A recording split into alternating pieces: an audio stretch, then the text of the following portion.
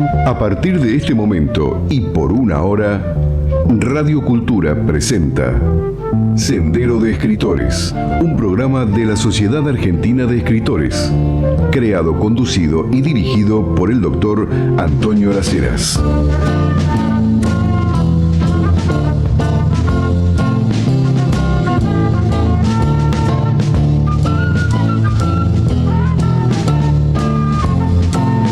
Buenas noches. Este programa lo vamos a disfrutar mucho todos, porque el eje de la edición de hoy es la poesía.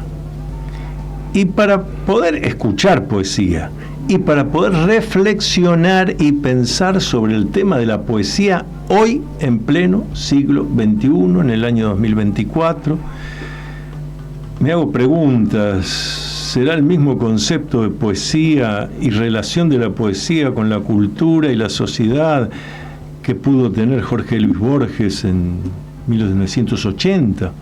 El papel de la poesía en Occidente. Bueno, para reflexionar sobre esto traje dos poetas cabales: Carlos Penelas, Eduardo Montejopia. Buenas noches, bienvenidos. Buenas noches. Buenas noches, gracias por la invitación. ¿Qué les parece esto que me estoy preguntando y que sé que muchos de nuestros oyentes y de los que nos escuchan de todas las filiales de la Sociedad Argentina de Escritores de todo el país, donde se practica mucho el arte de escribir poesía, pero la pregunta que yo me hago es, ¿qué es la poesía hoy, 2024? ¿Qué lugar ocupa? Bueno, yo tiro las preguntas y los escucho. Bueno, me tocó, gracias Carlos. La poesía tiene algo que es la bandera. El escritor, si no es poeta, no es escritor, diría un famoso filósofo. Y decía que la poesía es eso, el escritor tiene que ser poeta, levantar la bandera, si no es un redactor, alguien que escribe muy bien, perfectamente, y bueno, pasa ahí. En el caso de la poesía, yo creo que es la que siempre mantiene el faro. Y el ejemplo lo fue en la pandemia. Uh-huh. Los únicos que siguieron con el galope de las letras fueron los poetas. Los poetas sobrevivieron a la pandemia, sobrevivieron como sobrevivieron hace 5.000 años, o como sobrevivieron hace 10.000, han sobrevivido al canto de las sirenas y al canto de las angustias perdidas. Entonces el poeta tiene eso. Hoy por hoy yo creo que podemos decir los grandes poetas, y después estamos los que hacemos escritos, pero escritos poéticos, escritos de letra, como digo yo. Pero hay unos grandes poetas que han seguido levantando la posta. De hecho, uno de los invitados de esta mesa es un poeta de verdad, con todas las letras. Estás hablando de Carlos Penela. Carlos Penela. El que está hablando ahora es Eduardo Montejopia. Eduardo Montejopia. Carlos Penela es, digamos, un poeta de los de verdad. El que tiene todas las letras. Porque ahí después sabemos poetas que, bueno, intentamos escribir y hacer cosas. Pero hoy ocurre eso. Hoy creo que el viejo Borges estaría contento. Ajá. Estaría contento. Antonio Las Heras, otro poeta. Antonio Riqueni. Uno va juntando poetas. Entonces, Samuel Cabanchik. Entonces... Bueno, semana pasada trajimos, y yo le leí uno de los poemas del último libro, invitamos a Osvaldo Daniel Ripoll. Bueno, Osvaldo Daniel Ripoll, un hombre que viene del rock, sí, de la cultura rock, y pasa a... En realidad siempre fue poeta, lo que pasa es que... Él lo reconoce. Yo creo que siempre fue poeta, y su momento, sus famosos $500 que para sacar una revista, que fue la revista Pelo, lo marcó otro camino, pero él siempre fue poeta. Rodolfo Edwards, otro poeta que uno... Hay poetas, digamos... el poeta es aquel que lleva la luz de la, digamos, de la sociedad. La fraga en la mano la lleva el poeta. Después, sí, habrá grandes novelistas, grandes señores que escriben muy bien, grandes libros de 700 páginas, para decir una cosa, una burdeza así, pero la gente quiere ver al poeta. Por eso, pues, tal vez los poetas no comemos casi, porque no podemos cobrar por la poesía. En una época nos pagaban, en algún diario nos pagaba una monedita por las poesías, me acuerdo. Pero hoy por hoy el poeta se ve nuevamente a obtener otra profesión. Muchos de los poetas en la antigüedad fueron soldados o artesanos. Sí. Carlos Penelas, unas reflexiones tuyas. Bueno, en parte es cierto, es decir, la poesía siempre tuvo... En realidad la poesía es algo minoritario. Primero porque hay pocos poetas. Y segundo, porque no toda la gente está capacitada o entiende o tiene la sensibilidad y la formación de entender al poeta. Mucha de la gente lo que entiende es ciertas cosas que se aproximan a algo que supuestamente es la poesía. Pero la poesía de verdad no es para muchos, es para pocos. ¿Lo poético se mantiene? Sí, se mantiene de acuerdo a las épocas, además, en cada época de acuerdo a los movimientos, por eso los movimientos sociales, políticos, culturales, una cosa era el medioevo, otra cosa el Renacimiento, otra cosa después... ¿Qué ocurre eso? Absolutamente en todo, ocurre en la pintura, ocurre en la música, ocurre por supuesto en la literatura, y después hay obras inmortales, y hay poetas inmortales, que es lo que hay que dejar pasar el tiempo, hay que dejar pasar por lo menos 100 años para saber si un poeta es realmente poeta o no. Si quedó en la historia. Sí, quedó en la historia. Pero eso pasa también con la pintura, con la música, con un montón de cosas. Yo creo que sí, que la poesía va marcando, insisto, de acuerdo a épocas, su momento, pero lo que es importante en lo poético es la trascendencia. De ahí viene la importancia de la poesía, si trasciende o no, porque hay buenos poetas coloquiales, que son poetas menores. ¿Está mal eso? No, no está mal, pero el poeta trascendente... ¿Me definís poeta coloquial que es? Porque más de un oyente... ¿Qué está diciendo Penela? ¿Cómo definís el poeta coloquial? El poeta coloquial es el poeta que de pronto a veces habla de las cosas elementales, cotidianas. El tema es, además, no es si es cotidiano o no, es cómo se toma eso cotidiano. González Tuñón tomaba lo cotidiano con un nivel determinado. La naturaleza tomada en Juan L. Ortiz es un mundo que llega a una especie de misticismo sin fe, pero de una elevación. Pero los otros no, son poetas que quedan ahí, con ciertos tipos de anécdotas determinadas y que no trasciende, es decir, no es letra muerta ya cuando salió en muchas de las casas. Ajá. No siempre, pero muchas veces es letra muerta cuando salió. No es la pluma de Sarmiento, para hacerlo fácil, que es un escritor que vive, ¿no? No es la pluma de un Quevedo, digamos, que todavía se mantiene y está, y uno dice, pero esto pasó 400 años. Entonces, todos esos poetas también, y para terminar, son poetas también contemporáneos. Hay ciertos poetas, porque esto es lo que nos acerca también la poesía.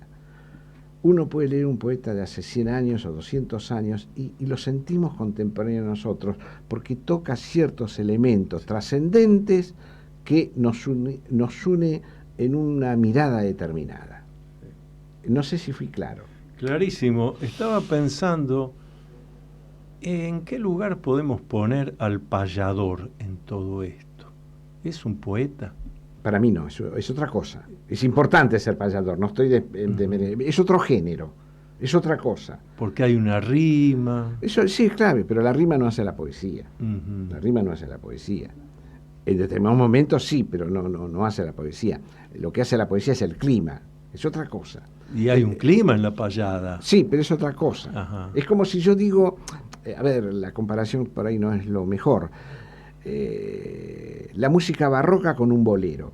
Sí, el bolero es música, pero es otra cosa. ¿Es malo el bolero? No, el bolero es bueno y hay excelentes boleristas, hay excelentes cantantes de bolero, pero es otra cosa. Lo que pasa es que a veces se mezclan los géneros. Entonces, para mucha gente todo es igual y todo es poético, y no es poético. Bueno, es mi criterio. Hice la pregunta porque realmente yo en la payada encuentro una poética. Lo que pasa es que yo creo que pasa hay dos personajes que son responsables un poco. Uno es Hernández y el otro es Hilario Ascudi, que son los que a los payadores en el principio le dieron letra y después los payadores modificaron el repertorio. Entonces, para mí, parte de ahí. Tuvo un proceso primero de letras de ahí sacada. Después, por supuesto, el payador tomó la guitarra y se puso a cantar, como dice la letra. Pero el tema es el concepto a veces. Es cierto que hoy, después de tanto criticarlo, tanto despedazarlo, Sarmiento sigue sobreviviendo a un montón de cosas. Entonces, la crítica sobre, e incluso hasta los malvados, decían que le corregía a Vélez Sarsfield, esas cosas que le decía, digamos, en su momento a alguno, le corregía a Vélez Sarsfield. Tal vez se lo corregía porque eran amigos, hasta que Sarmiento decidió irse con la hija, pero bueno, es otra historia esa. Pero el tema es la importancia. Vos fíjate, uno vuelve, nosotros acá, los poetas tratamos de rescatar la Argentina de Barco Centenera, como un rescate, ¿no? Y no llegamos. En cambio decís Sarmiento. Sí, Sarmiento es y Hernández son los poetas del siglo XIX. Ni siquiera Guido Hispano, que es un buen poeta, pero como a Guido Hispano le pasaba el problema de ser, como dice el amigo, era demasiado actual. Entonces uno ve el poema de Neira, que llora Hurtahur, La Rama, del Chataí, ya no está el Paraguay donde nací, está dedicado a la guerra del Paraguay. Claro. Un crítico, ferviente crítico era. Pero era el momento. Hoy por hoy, algún alumno en una escuela le das a leer el Facundo y sigue siendo tan bueno. Rosas decía, cuando reunió a todos cuando le dieron el ejemplar, lo leyó Rosas, lo reyó y lo marcó. De hecho, Rosas se lo va a llevar a Stanford. El ejemplar del Facundo. El Facundo, sí. El de sacado en Chile, en Valparaíso. Se lo va a llevar a Stanford. Y él lo tenía marcado. Y él decía, quería que uno de todos los secuaces que tenía él, como decía él, los reunió todos, quiero un Facundo. Y nadie le podía responder. Entonces, como le tenía, ya sabemos la enemistad, decía, este sanjuanino que ni siquiera pudo ingresar al liceo, digamos, sacó este libro, que es la crítica social más fuerte del caudillo. Entonces, por eso hoy, pese a la crítica, al desgaste, a las malas intenciones, Sarmiento sigue siendo importante. Uno va a Boston y ve la estatua de Sarmiento y queda como diciendo, este tipo llegó a Boston. Claro. A ver, por algo está ahí esa estatua. Uno queda así asombrado en la estatua de Boston y uno queda.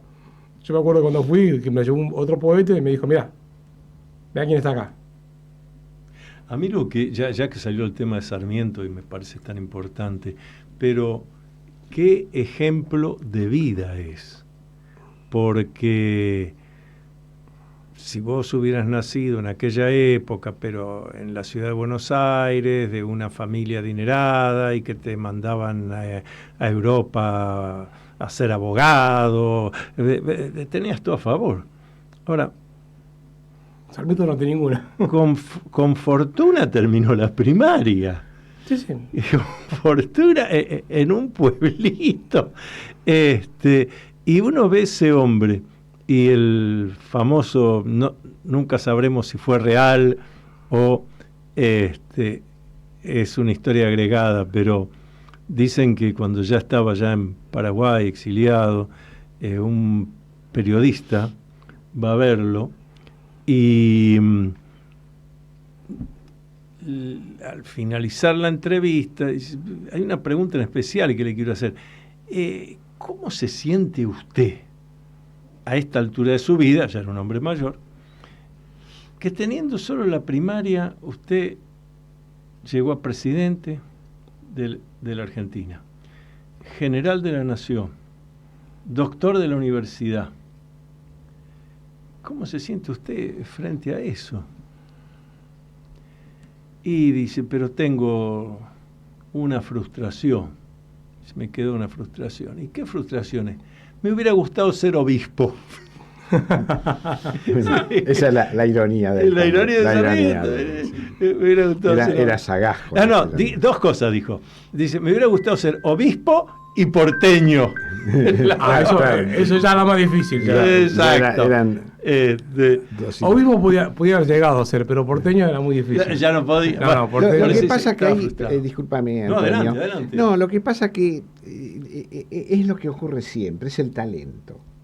Se unen varias cosas, no solamente talento, es talento. Sí, la voluntad, perseverancia. Claro, hay una cantidad de cosas, pero fundamentalmente el talento.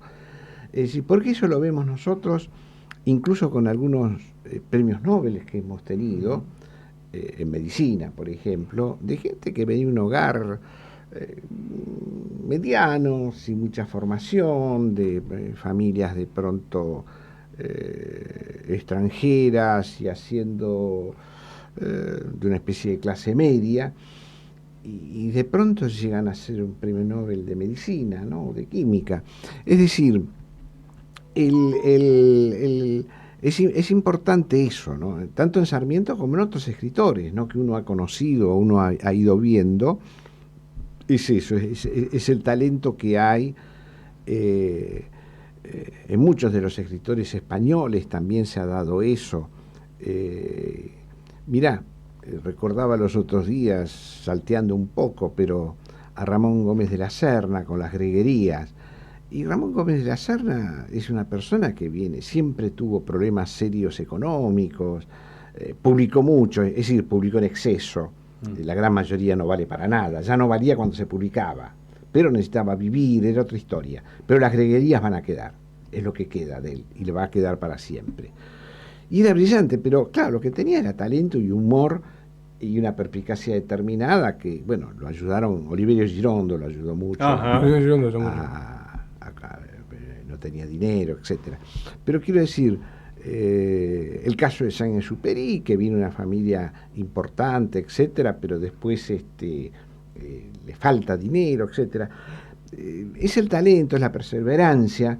Y hay gente que nace, digamos, más o menos iluminado. Les voy a contar una anécdota que a algunos les puede parecer mal y a otros creo que se van a divertir, pero creo que es divertida. Yo fui muy amigo de un poeta español, gallego, José Conde, muy buen poeta. Él escribía en castellano y escribía en gallego, publicó en Galicia y publicó en Madrid, y publicó en la Argentina porque él después vino acá, etcétera, etcétera. La historia es mucho más larga, pero la anécdota es la siguiente. Le escriben de Galicia que se va a publicar una antología de los 20 mejores poetas gallegos. Que por favor él ponga unos poemas y seleccione unos poemas. Conde les contesta: no hay 20 poetas en el mundo. A mí en esa antología no me incluyan.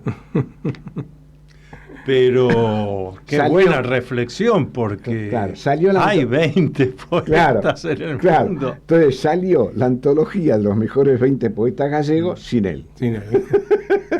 Es buena la anécdota, ¿no? Lo que pasa es que es interesante del punto de vista, digamos, yo cuando era muy joven, tenía 20 años, trabajaba en el Departamento de Letras con Serrano, mi director era el Serrano de Redonet, me acuerdo, y después Julio Callegua. Y venía el viejo Borges con la entonces secretaria, María Kodama. Y un día estaba ya no veía a Borges, estaba en el escritorio pasando unas cosas, y veo un libro Borges, lo toca y me dice: ¿qué está leyendo? Y le digo: estoy leyendo El Hacedor. No pierda el tiempo, me dijo. No pierda el tiempo a esos libros, me dijo. Usted tiene 20 años, me dice. Modernícese, me dijo. Pero en el año 80, 81. Yo me quedé, el viejo Borges diciendo: pero mire que El Hacedor. Yo le digo: mire que el autor es bueno. Son calumnias, eso es un invento. Este muchacho lo inventaron ahí en MC para vender libros. Entonces, te das cuenta de la calidad de la persona. Escribir 2 líneas como Borges es muy difícil. El caso de que, si contás vos, el de Federico Leloir. El tipo tenía un Fiat 600 que lo arreglaban cada tanto ahí atrás de la facultad de y Milstein. Claro, a Milstein lo conocí. Pero tenía un auto horrible. Sí. Y me acuerdo. Pero él venía de una familia ya más o menos de formación, no en el caso de Milstein. No. Milstein no venía de esa familia. Entonces, pero el caso de Leloir era una familia humilde, con tradición universitaria. Pero Milton no tenía una tradición universitaria. Entonces era como que de repente... No, yo creo que es un país en el cual nos han dado unos grandes hombres en la cultura general. Sí, científico. sin duda. Entonces, hoy nosotros nos podemos pasar hablando horas de la canción del 20 y diciendo este no, este sí, este no, este sí. Y claro, es muy difícil en otros países que incluso se dicen llamar el país de los poetas. Entonces, claro, le contás 5 o 6 y, como dice un amigo mío, no llegó a los 10. Entonces, vamos a hacer una pausa, después seguimos dialogando con Eduardo Montejopia, Carlos Penelas. Estamos dando vueltas ahí en torno a la poesía, así que después de la pausa vamos a escuchar algunos poemas de nuestros queridos amigos. Pausa. ¿Usted escribe poesía, ficción, ensayo, novela, dramaturgia? Entonces tiene que pertenecer a la Sociedad Argentina de Escritores. Lo esperamos para darle toda la información de lunes a viernes de 14 a 19 horas en nuestra sede de la calle Uruguay 1371, Ciudad de Buenos Aires.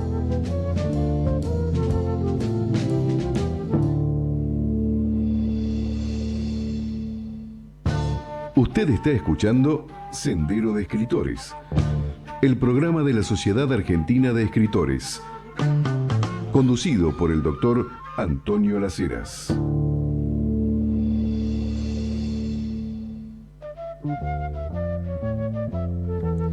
Poesía, aquí con dos queridos poetas de la Sociedad Argentina de Escritores, Carlos Penelas, Eduardo Montejopia, que en este momento están abriendo sendos libros, cada uno de su autoría, porque he pedido que quiero que la audiencia escuche la obra. Hasta ahora estábamos haciendo toda la teoría de la poética. A ver, la obra. Eduardo, ¿podemos comenzar contigo? Bueno, esperemos que el viejo Borges nos esté escuchando. Así que, bueno, el poema es vacío, está en el libro 62 poemas para armar, que me lo editó los amigos de Clara Better, que dirige Gito Minore, y el poema es vacío. La brisa del verano, caliente de la city, pega en mi cuerpo húmedo que agrupa en mí una epidermis en el continente que forma mi vida. Mi vida se quiebra en el horizonte del asfalto caliente, donde la estructura de cemento perturba mi vista. Son muchos estíos que vio mi alma. Fue recorrido cada pasillo, cada cruce en estos 2 siglos que me tocan vivir sin haberlo completado, esperando el otoño. Un poema de Penelas, por Penelas. Bueno, muchas gracias. El poema se llama De la ausencia, pertenece a mi último libro, Poesía Esencial, y dice así: Padre, ahora que necesito de tu voz, has partido. Solo desconcierto indolente, el destino como una hechicería. Nada esperabas del otro lado de la muerte, nada espero. Mi madre en sueños pide que te hable, dice que la ausencia desvela el corazón perdido. Dejaste la luz, la soledad que cuida su secreto, el silencio del tacto. Sin embargo, un consuelo transita y ciñe el gozo de los días al evocar tus ojos. Hay caminos abandonados, memorias, relojes. ¿Qué hago, Padre, ahora que tienes la cabeza reclinada, oculta en una barca fenicia inmemorial, en la vigilia, en este candor irrevocable? Me saco el sombrero. Me saco el sombrero. La verdad, felicitaciones. Genera, ¿Te das cuenta? Coincido con Eduardo, cómo genera una emoción. Es la poética que le permite a uno poner la mirada en la nada y poder construir la imagen. Yo estaba sintiendo la imagen de tu padre y de tu situación y genera una angustia, por eso estoy hablando un poco para aflojarme. Claro, pero aparte es como que el sentimiento que uno tiene hacia su creador, que es el padre, es fuerte. Y él lo describe de una forma sencilla y estructurada, porque vos te querés meter y tiene toda una pared armada. Claro, porque en realidad la poesía, que es una de las cosas que en alguna medida la estábamos diciendo o estamos diferenciándolo con géneros similares que no son poéticos, la poesía se hace con palabras, no con sentimientos. Repetilo, porque eso es clave. La poesía se hace con palabras, no con sentimientos. El sentimiento está, pero si yo no lo plasmo en la palabra, no sirve. Es decir, yo puedo tener una gran emoción, yo puedo querer mucho a mi mamá, puedo querer mucho a mi hermano, puedo querer mucho a un árbol. Ahora, eso lo tengo que transmitir en palabras. Y entonces, pero además hay una cuestión de racionalidad. Por supuesto que amé a mi padre como amé a mi madre. Y mi padre había muerto, y yo lo evocaba en sueños. Ahora bien, eso también en algún punto yo tenía que estructurarlo. Mi padre muerto, pero mi madre me habla. Y entonces se van confundiendo planos, ¿verdad? Claro, es lo que pasa. Entonces, digamos, hay una estructura. Le digo paredes, porque son como sí, paredes. No, está bien. Tac, tac. Son planos que se van dando, pero insisto, que esto no es mío, viene muy lejos. No se hace el poema con emociones. La emoción sola no basta. Como no se hace una obra musical con emoción, se hace con una letra musical determinada. Y la pintura se hace con color, por supuesto, pero con dibujo. Hay un dibujo debajo de ese color. Y entonces el gran pintor, pongamos un caso fácil para que todos entendamos, Picasso fue uno de los grandes dibujantes, que después hace, como se decía, esos mamarrachos, otra historia, porque detrás de ello está el dibujo, está la creación, y lo que no se entendió en su época, la ruptura. Había una ruptura total, porque además el sistema social estaba roto, y él necesitaba plasmarlo. Por eso Guernica. Usted le iba a decir eso. Guernica es la... Claro, como símbolo, ¿verdad? Yo creo que es el ejemplo de explicar, digamos, el siglo XX. Guernica quiebra con la pintura y quiebra con la sociedad. Sí, claro. Uno ve Guernica y queda fascinado. Sí. Y además es una simbología. Uno dice Guernica y sabe, o teóricamente debería saber qué es Guernica y qué representa. Ahí ya no me quiero meter en simbología porque el amigo Antonio nos puede llegar a pasar el No, por supuesto que él sabe al menos más que yo de simbología, pero digo, la simbología guernica como la Guerra Civil Española, sí, claro, la bomba, digo, para hacerlo más que fácil. La simbología, lo que representa. Lo que representa. Y a lo que remite, y remite a la Guerra Civil Española. Lo dijiste al desgarro. Exacto, lo dijiste casi mejor que yo. Sí, bueno, a ver, un momentito. Ya que vos leíste un poema... De esto no se salva. En relación a tu padre, yo voy a leer uno de mi libro Humanidad Pura,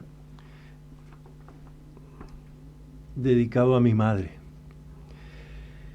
Se llama Muerte, ¿por qué aquí? La muerte, envuelta en su negro velo, caminó displicentemente por los jardines de esta casa.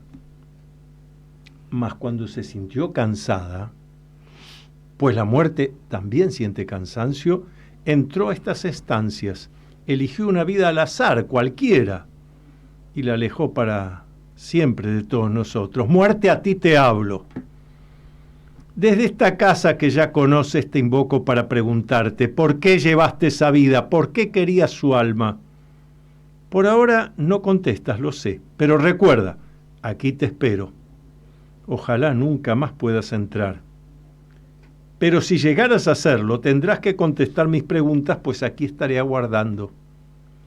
No esperes agazapada en el jardín a que alguien deje una persiana abierta, porque antes que tú puedas ingresar, yo habré ya descubierto los trazos tejados en la tierra seca por tu lúgubre capa de oscuro raso. Muerte, ¿por qué elegiste esta casa? ¿Por qué con nuestra felicidad acabaste? Muerte, muerte, a ti te convoco y tendrás que venir a contestarme. Estás pidiendo mucho. Puede venir a preguntarte, ¿eh? La señora de negro te puede venir a preguntar. Sí, o sí. la señora de blanco. Depende de dónde usted... del lado del paraíso. Es muy, muy fuerte. Bueno, las aproximaciones o los poemas de la muerte siempre convocan a una cantidad de relecturas, de interpretaciones, de pronto hasta dónde yo la puedo pedir a la muerte que venga o preguntarle cosas, ¿no? O sí, es decir, eso es lo que es interesante también. Es decir, el poema no solamente nos transmite una emoción, sino que también en general, o a veces, también nos deja una inquietud determinada, una serie de preguntas. Preguntas que a lo mejor no habíamos formulado por otra parte. Sí. ¿No?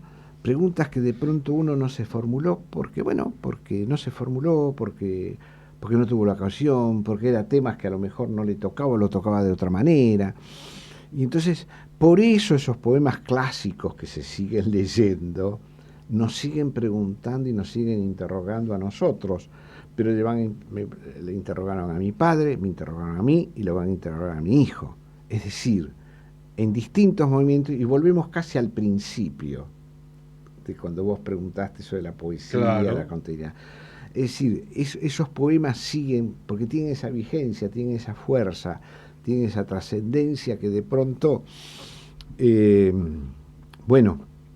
nos inducen a sentir, pero también a racionalizar, porque en el poema hay un cuadro también de racionalización que es fundamental. Uh-huh. Si no es sola, si no lo otro es de telenovela, ¿no? Una alegoría. Sí, son las señoritas que se reúnen a tomar el té a la tarde y se leen poemitas y toman té, la masa y salen todas contentas y la vida es linda. Diremos que ahora toman té nada más. Masa está muy caro. Bueno, sí. Pero es interesante lo que estamos desarrollando porque es qué interrogaciones, tras escuchar un poema, qué interrogaciones nos hacemos, no son qué interrogantes, qué interrogaciones nos hacemos nosotros. ¿Por qué tal cosa? ¿O puedo tal otra? ¿Por qué sucedió? Me parece que ahí está otra de las claridades de los griegos cuando usan el término poiesis, porque discusión que teníamos aquí en la Sociedad Argentina de Escritores con Juan Jacobo Bajarlía, famoso poeta crítico, porque él nos hacía hincapié en eso cuando nos hablaba de la poesía. Dice, ustedes partan de la idea de que el concepto poiesis griego es creación, pero creación entendida como la creación que solo pueden hacer los dioses, es decir, donde hay nada poner algo. Esto nos transmitía Bajarlía y me parece que es lo que hay que subrayar, donde hay nada poner algo, esa es la poesía, entonces te transforma al que lo escribe y al que lo escucha. Claro, el poeta una vez que termina un poema dije. Sí, quedó claro. Claro, cuando termina un poema no es el mismo, es otra cosa. Transforma. Y transforma no solamente por eso, sino cuál será el próximo paso. A mí me gustaría, si no les es molesto y si me permiten, y discúlpenme, les voy a leer un poema, otro. Sí, igual estaba previsto que leyeran otro, así que... Bien. No, pero este es curioso o no curioso. Ajá. Porque con esto yo lo que quiero marcar es cómo se puede tratar un tema determinado independientemente del tema, cómo se hace. Ustedes saben, bueno, yo me formé con la literatura clásica, en el profesor de literatura medieval alemana, inglesa, francesa, griego, latín, bueno, no importa. Pero leíamos a Píndaro, una serie de autores. Píndaro fue el que con una sola frase, hace casi 2500 años, dio la más magistral lección de psicología moderna, porque dijo, conviértete en el que eres. Eso es brillante. Además, qué interesante, Es brillante. en otra cultura, y Sí. hace 2500 Sí, años, sí. En la condición humana Es impresionante. tratar de ser otro. Es un tratado de filosofía. Claro. Eso solo es un Y tratado de psicología moderna. Claro. Eso lo podría haber escrito Freud. Sí, sin claro, dificultad. sí, sí, sí, Conviértete en el que eres. Sí, claro. Lo que Carl Gustav Jung llama la máscara, sacarse la máscara. Quiere decir que ya en aquella cultura, y hace 2500 años, ya en la condición humana estaba parecer el que uno no es. Bueno, Perdón, interrumpí, no adelante. interrumpiste, fue estupendo, porque además vamos un poco Sí. hacia ciertas cosas. Entonces, uno dijo, si los romanos y los griegos trataron temas de deporte, Ujú. un día dije, me voy a jugar con un tema del deporte, voy a escribir un poema sobre esto. Te lo escuchamos, Carlos. Y como ustedes saben, ¿Cómo se llama el poema? yo soy de Independiente. Yo también. Ah, mira qué bien. Y entonces se llama Epinicio a los Diablos Rojos. ¿Cómo se llama? Epinicio a los Diablos. Por favor. Un himno, Epinicio es himno. Es himno, es un Un canto, canto. un canto.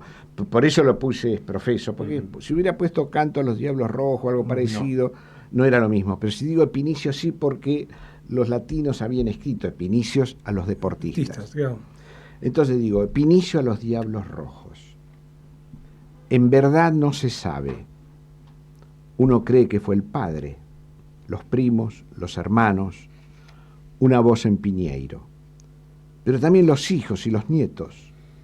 Uno cree en imágenes, en el errante vuelo de las nubes, en el soplo genital, en la fugaz antorcha que pulsa lo divino. Allí golpea entonces la emoción, las casacas rojas bajo el sol o la lluvia. Es cuando uno aprendió a amar entre llamas, infiernos o calderas. Cierro los ojos y la infancia es roja. Veo el cielo, las estrellas, una bandera huyente. Escarmecí el paraíso y el infierno. Es cuando regresan los nombres, la mitología, el clamor de Píndaro en su tríada. No sé cómo decirlo. La felicidad se volvió roja. Y la tarde, la noche, la visera. Son los dioses de la infancia que regresan.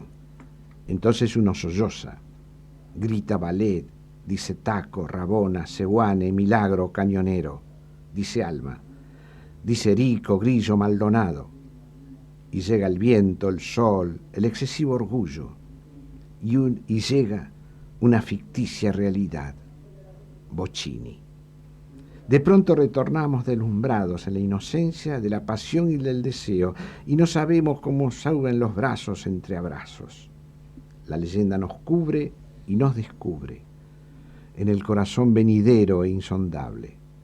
Es entonces cuando uno llora lo esencial, pero en verdad no se sabe. El manejo del lenguaje, el manejo, digamos, de la metáfora, digamos, porque La un imagen, ejemplo, sí. un ejemplo sencillo. Muy pocos saben lo que son las vísceras en el fútbol. La visera. Perdón, la visera. Digamos, la tribuna de Independiente. Claro. La doble visera de cemento en una época. Después, yo vi la visera, Ah, bueno. una sola. Yo soy un poco más joven que No, yo vi la A visera, ver, yo era chico y vi la visera. yo no vi jugar a Erico. Se ni a llamaba- Gamato. no, yo tampoco. No, eso lo vio mi padre, pero por eso pongo, de verdad no se sabe, Claro. los padres, los hijos, los Sí. primos. La visera era, porque en realidad era una forma de visera, de visera. lo que había. Y ahí estaba techado. Techado. Después se Claro. abre la doble visera porque se hace otra. Se hace otra. Pero eso se hace por los años 70 Sí, o pero, 80. digamos, 70 más que nada. Sí.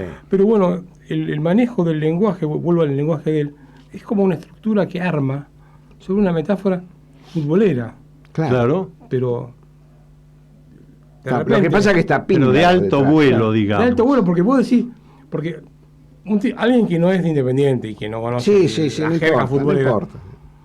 pensará, Y esos nombres serán Claro. algunos miembros del Imperio Romano, el griego. Serán los dioses. Los a dioses. que está... Claro, pues Claro, son porque los incluso- dioses. Porque un chico ve, el niño ve como dioses, Claro, un son dios. semidioses. Para mí, Bochini era el mago. Claro. Entonces, y es como que vos lográs en un poema futbolero, Sí, sí, claro. digamos, como dicen ahora, partidario del equipo de Avellaneda. Vos fíjate que no decís Avellaneda, decís Piñeiro. Es claro. Vos claro, fíjate un porque yo detalle. nací en Piñeiro. Claro, pero Entonces Piñeiro- es la clave. Ahí Pero está. Piñeiro, ¿qué era además Piñeiro? El lugar de los gallegos. Los gallegos. Los gallegos que construyeron ese estadio, y bueno, es muy largo. No, estoy hablando de fútbol de Independiente. Vamos a hacer no, pero- y además ese Pinicio. Claro, Pinicio. Pausa Pinicio. y continuamos desarrollando poesía con Carlos Penelas, Eduardo Montejopia. Pausa. Qué lindo. Atrévete a vivir en plenitud, el nuevo libro del doctor Antonio Las Heras. Puede adquirirse por Mercado Libre con envío a domicilio o en locales de librerías Cúspide. Usted está escuchando Sendero de Escritores, el programa de la Sociedad Argentina de Escritores, conducido por el doctor Antonio Las Heras.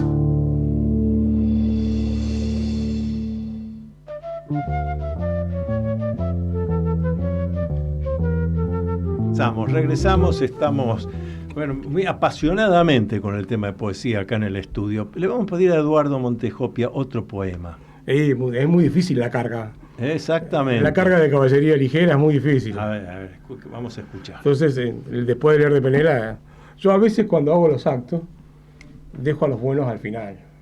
Un ejemplo, Penela lo dejaría al final. Uh-huh. Como te dejo a vos o a Carlos Esplao, que no lo voy a poner primero. Te sacan la chica, como dice un amigo mío. Desolación. Fue un lugar que tuvo su momento, que era el centro de la moda. La gente chic recorría la manada humana, buscando los más altos del paraíso de los pudientes. Pero en un verano dejó de brillar. El eje, la vida cambió. Los poderosos no fueron más. La clase media se aburrió. No iba a ser menos. Partió con sus petates a otros lugares.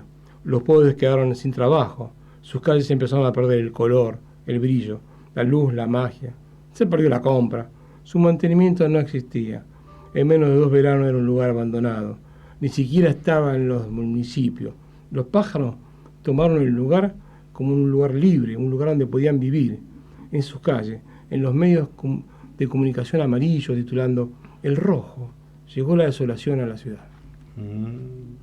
Y qué coincidencia, porque terminás mencionando El Rojo.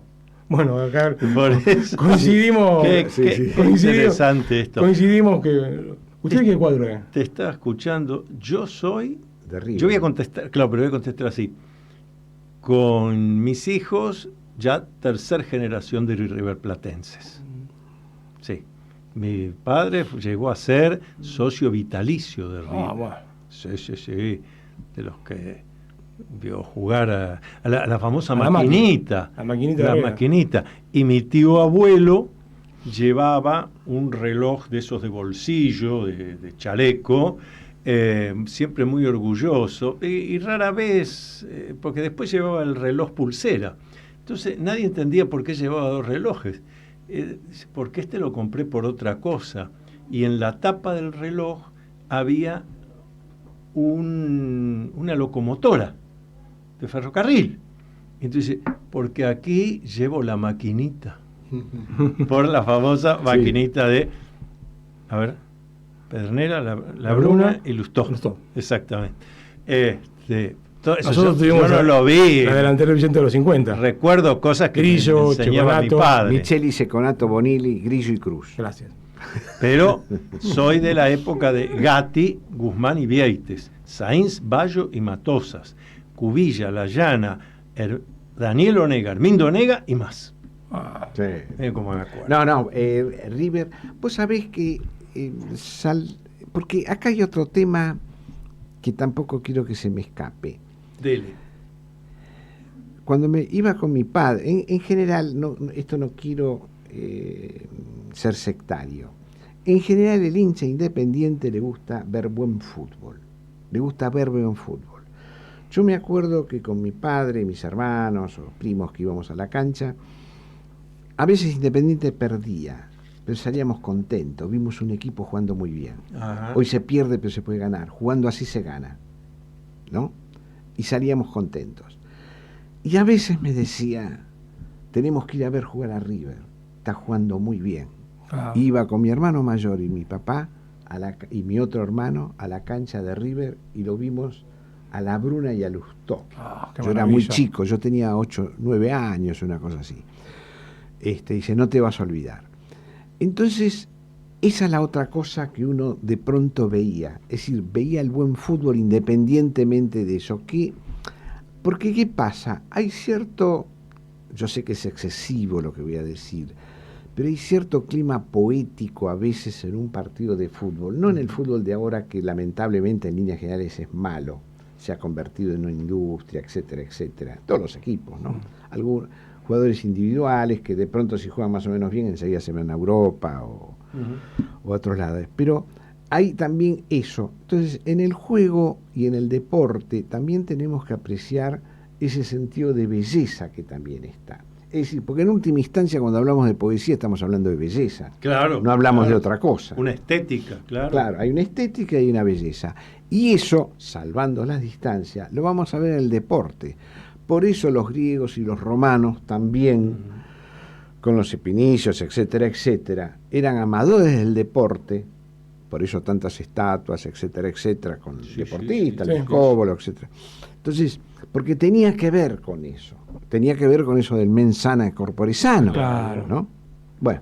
Pero vos sabés que, volviendo, yo recuerdo una etapa de la revista El Gráfico, saliendo este jugador, el poeta de la derecha, que le decían a un jugador, vos fíjate el título del Gráfico, años 60, el poeta de la derecha. Entonces, era un jugador independiente que brillaba. O ver a otro poeta, que era Haussmann, que el que trabajaba en Clarín, nunca pude descubrir quién era, titulaba con nombres, con poemas y todo, las notas de deporte. Nunca pude descubrir quién era. Y volviendo al tema tuyo, nosotros íbamos a ver Huracán. Ah, bueno, jugaba bien Huracán. Yo la fui a ver. Huracán del 73. Sí, allá, y Haussmann, Brindisi, Babington. Yo lo iba a ver. Con mi papá, y que te cuento, los 4 que íbamos, ninguno éramos de Huracán. Claro, sí, no tampoco, claro. Entonces, festejábamos, aplaudíamos. Pero uno veía buen fútbol. Buen fútbol. Que eso es lo que es interesante también en lo Malverná. Malverná. El poeta de me estaba olvidando. ¿Qué ibas a decir en lo poético? No, que hay un elemento, uno a veces toca un género dentro de lo poético, pero de pronto también saber apreciar que si bien no es nuestro tema ese o nuestro tópico, hay una muy buena poesía independientemente de lo que ese poeta está dando. Ajá. ¿No? A mí me pasa con Girri. A mí la poesía de Girri personalmente no me interesa, no es una poesía, pero es una poesía que es un buen poeta. Hay una poesía determinada, no me llega a mí, es otra historia. No, porque eso tiene que ver con gustos. Claro. Murena, que a mí me interesa como poeta, bueno. Claro, y tiene otro mundo. ¿Es el mío? No es el mío, pero sí me interesa porque tiene una poética que de pronto me corre, me hace ver, y además el lenguaje, utiliza un lenguaje determinado que hay que analizarlo. Eso también es importante en lo poético. Le voy a preguntar a Eduardo Montejopia, que dirige la editorial 3+1. Ahí se están publicando libros de poesía. Sí, estamos publicando poesía. ¿Cómo ves la situación de la edición de la poética, de los que escriben poesía en la Argentina? Danos una Mirá, idea. nosotros empezamos hace 30 y pico de años. El primero que nos dio una mano para abrir la poesía, había un señor que estaba en Radio Esplendi, un señor muy mayor, se llamaba Antonio Las Heras. No me digas. Entonces nos invitó una madrugada, Lo conozco. presentamos un proyecto y le contamos la idea nuestra, armamos una antología poética libre de ataduras, libre de talleres, libre de todo. Y Las Heras nos quedó mirando, diciendo, bueno, si tienen suerte, cuando saquen el libro, vuelvan. A los 4 meses volvimos con la antología poética, que es Poesía de Hoy, en 1990. En esa madrugada nos dedicó toda la madrugada. Nos fuimos a tomar un café, terminamos en el bar de la esquina de Arenales y cosas, y seguíamos hablando de poesía. Y la señora se cansó de leer autores ahí. Entre ellos estaba un tal Edgardo Miller. Entonces, para que tengas una idea. Y la idea es esa. De ahí entonces venimos sacando libros de poesía. A veces con las ventas de nuestros propios libros. Los poetas no pagan nada. A veces, siempre por supuesto viene algún desesperado que quiere el libro para ayer. Ese lamentablemente va a tener que sacar la plata de un banco para verlo. Entonces, pero tratamos de hacer los libros con el aporte de la venta, que es una idea que tenemos. Sabemos que tenemos que sacar por año 10 libros. Algunos de los 10 libros son sacados con las ventas que hacemos en la Feria del Libro, en la feria de esta feria, y trabajamos con eso, con ese método. ¿Cuál es el método de reclusión? Digamos, de reclutamiento, perdón. Es el diario de los poetas. El diario de los poetas es un diario que lo venimos sacando hace 20 y pico de años, y ahí juntamos poetas. Y vamos viendo. A veces nos equivocamos, a veces la pegamos, y bueno, es todo un mundo, digamos así. Igual nunca sabes. Vamos a pedir para el diario de los poetas algún poema de don Carlos Sí, Penelas. vos sabés que me hizo el cuento de la buena pipa. Sí, de la buena pipa. Claro, el poema. O de la muchachita que llegó de Madrid a buscar trabajo y dijo, yo te consigo trabajo, y la dejó en el puerto. Claro. Entonces... Penelas, poema para el diario de los poetas. Claro. Pero no me lo pidió a mí. Sí, pues, hemos estado en varios cumpleaños de un señor que está en la calle... Riobamba. Riobamba y Corrientes. Sí. Donde... No habré ido yo ahí. No, era usted. Era muy parecido a usted. Ah, eso puede eso sí, ser. era muy parecido. Por ahí se le da el fenómeno de bilocación a Penelas. Claro. Puede ser Dos eso. lugares al mismo tiempo y una de las partes no recuerda lo que hizo la otra. Eso es muy común en Sí, mí, sí. Eso además lo tuve que decir ante mujeres esto, Claro. Bueno, El sin señor... sin entrar en tema. a esta hora de la noche él tiene que volver a Devoto, yo tengo que volver a La Boca. Es muy tarde, ¿verdad? Es muy tarde. Estamos tarde. rumbo a la medianoche, sí, Uy, pero uy, tenemos uy. unos minutos. Ya que está, voy a aprovechar yo a leer un poema de mi autoría. Este poema surgió ya no lo escribí hace años, pero uno siempre sigue corrigiendo, ustedes saben. Pero no recuerdo qué película, largometraje, fui al cine a ver, y en un momento una de las protagonistas dice sobre algo, es un ángel pintado por Botticelli. Me parece que vos te acordás. Salí caminando con unas emociones, llegué a un bar y en la servilleta escribí y salió esto, la versión ya corregida, ¿no? Se llama Un ángel. Es un ángel nacido en el pincel de Botticelli. Ángel que escapa del lienzo por el maestro usado. Un ángel apoyado sobre la rama gruesa del árbol caído, lánguido, de blanca piel, oculto en el follaje del bosque. Es un ángel nacido en el alma de Botticelli, que observa la distancia, con esos singulares ojos cargados de melancolía. Es un ángel surgido en una visión mágica. Su piel se extiende desde esa pintura hasta cubrir mi alma. Lo que empezamos por esto, ¿cómo de pronto, después de ver una película, un hecho determinado, ocasional, lo que sea, hay algo que nos llama a trabajar sobre eso? Sí. Eso a uno le ha pasado muchas veces, Sí, pasa. o una película, una obra de teatro, una circunstancia determinada, ¿no? Y es interesante la transformación, al menos lo que yo interpreto, de ese ángel de Botticelli a mi ángel que veo y que percibo, ¿no? Y que lo percibo en forma inmediata, que está acá. Lo que pasa es que el cine, y acá volvemos al viejo Borges, cuando él comentaba en el viejo diario del Mundo, Sí, en la sí, revista sí, sí. La Moda, él hacía comentarios de cine. Sí, sí, claro. Entonces, Él vio mucho cine. Claro, escribió mucho. Y eso le quedó mucho para hacer Historia Universal de la Infamia. Uno ve y están las imágenes ahí. Entonces juega con eso. Y yo creo que acá Antonio volvió a jugar con esa imagen y volvió a traer el alma de vuelta. Que el alma lo acompaña a él. Digamos, él tiene como esos gurí del norte de Afganistán, que piensan que el alma no está con uno, sino está al lado. Te acompaña. Está al lado. Entonces, ellos tienen esa teoría, que uno puede vivir dos veces. Pero creo que Antonio vuelve a eso. Da vueltas circulares y ingresa de vuelta. Así que, igual yo estoy muy mal acostumbrado, uno lo lee en la prensa, sus poemas, o en el Día de los Poetas, que dicho sea paso, invitamos a todos los poetas, incluyendo a Carlos Penela. Sí, que sea público. Sí, vamos a... ¿Cómo pueden mandarte los Es poemas? el poema, Sí. con una pequeña biografía, una foto, puede ser sin ropa, no hay problema, y lo pueden enviar a editorial3+1 @yahoo.com.ar, todo en minúscula, no hay que pagar nada.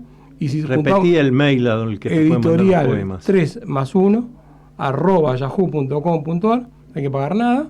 Y si juntamos todo el material, en la primera semana de abril estamos en la calle.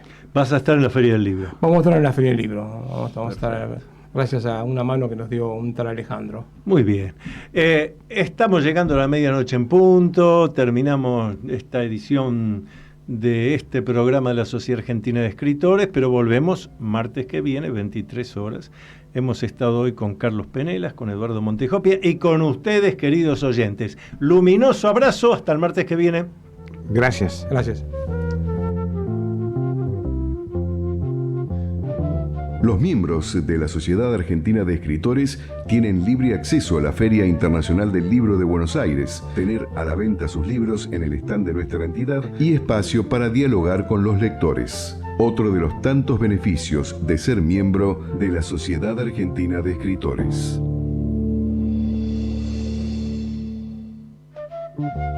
Hasta aquí usted escuchó Sendero de Escritores, programa de la Sociedad Argentina de Escritores.